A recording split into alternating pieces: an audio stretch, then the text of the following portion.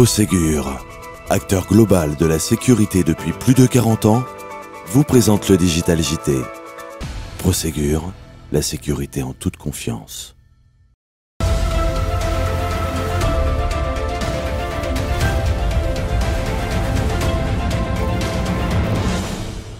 Bienvenue dans ce numéro de décembre du Web JT de l'Agora Mag en toute sécurité. Bonjour à tous et bonjour Patrick. Bonjour Mickaël. Alors Patrick, quels sont les grands titres de votre sommaire ? Alors, priorité à l'actualité. Nous allons évoquer la protection des commerces par des agents de sécurité durant les journées d'émeutes de ces dernières semaines. Un sujet brûlant effectivement. Du nouveau en ce qui concerne les nominations ? Ah oui, une seule, mais très emblématique, celle d'Alain Gardère, ancien directeur du CNAPS, qui a été mis en examen pour corruption. Et comme d'habitude, quoi de neuf du côté des organisations professionnelles ? Elles continuent à négocier leur rapprochement. Aujourd'hui, c'est la profession de la formation en sécurité qui prend des initiatives en ce sens. Alors Patrick, y a-t-il une actualité intense du côté des sociétés de sécurité ? Ah, vraiment, oui. Des acquisitions en France, des sociétés qui vont mal, et à l'international, un coup de projecteur sur le conglomérat américain UTC. Patrick, revenons sur la situation sociale des dernières émeutes et du rôle des agents de sécurité. Alors, j'ai personnellement interrogé plusieurs dirigeants d'entreprises de sécurité spécialisés notamment sur le segment de la distribution. Ils sont unanimes. Le rôle des agents a été essentiel pour protéger les commerces, notamment boulevard Haussmann à Paris, le samedi 1er décembre. Et s'ils étaient en nombre suffisant, ils ont pu empêcher les pillages. On signale aussi des agents molestés ou blessés dans des centres commerciaux en province, où les blocages se sont durcis ces derniers jours. On peut préciser aussi que tous les magasins pillés n'étaient pas protégés ou pas assez protégés par des agents de sécurité. Ce recours à des agents de sécurité a-t-il concerné des volumes importants ? Alors, rien à voir avec le recours massif à des agents de sécurité pendant la période des attentats terroristes, où on a recruté à peu près 10 000 agents supplémentaires. Aujourd'hui, les recrutements sont d'ailleurs très ponctuels, c'est-à-dire le vendredi, le samedi et le dimanche. Cela concerne surtout les boutiques des quartiers chics à Paris et quelques villes en province. Alors, d'après mes recherches, je pense que les enseignes de distribution ont fait appel à environ 1 millier d'agents sur l'ensemble du pays. Bon, un sujet à suivre, Patrick, et dites-nous ce que devient Alain Gardère, l'ancien directeur du CNAPS.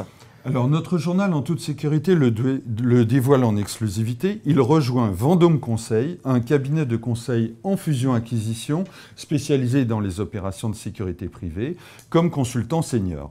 Je rappelle qu'Alain Gardère, ancien préfet, a été démis de ses fonctions à la tête du CNAPS en janvier 2016, après avoir été mis en examen pour prise illégale d'intérêt, corruption passive, recel d'abus de biens sociaux et détournement de fonds publics. À ce jour, l'instruction n'est pas close concernant cette affaire. Et une date importante à retenir, Mickaël, le 6 février. Oui, effectivement, Patrick, la 8e édition du Gala de la Sécurité se déroulera à la salle Wagram le 6 février avec comme telle thématique « Quelle filière de la sûreté pour faire face aux enjeux de demain ?»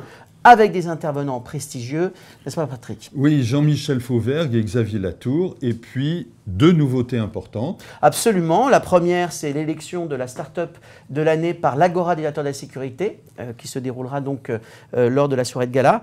Et puis, une première, une before de 12h30 à 17h30 à l'hôtel Renaissance, juste à côté de la salle Wagram, avec le village des partenaires où les directeurs de la sécurité y seront conviés.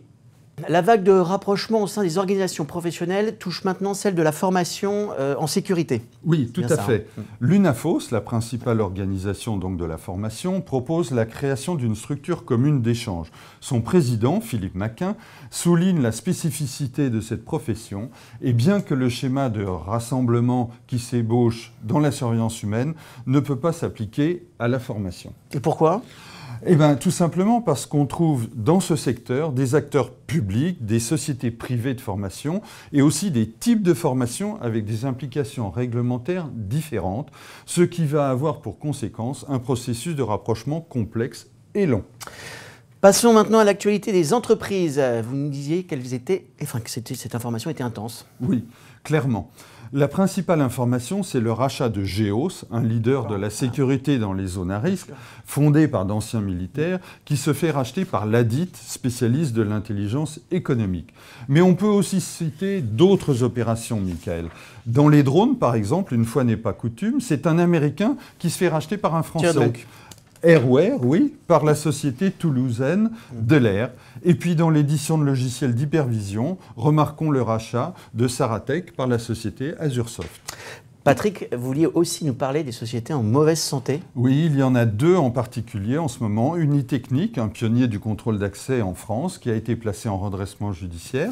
Et dans le secteur turbulent des drones, signalons les pertes abyssales de Parrot. Conséquence, son cours de bourse a perdu 95% de sa valeur depuis 2015. Bon, et terminons par un événement de poids à l'international. Oui, UTC, United Technologies, le conglomérat industriel américain, a décidé de se scinder en 3 entités, dont une consacrée aux équipements pour le bâtiment et la sécurité.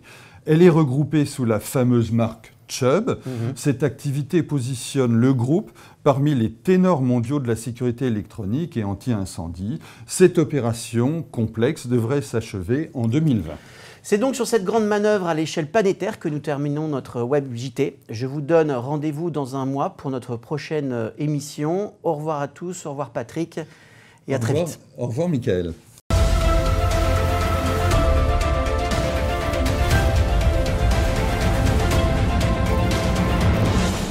Prosegur était heureux de vous présenter le Digital JT.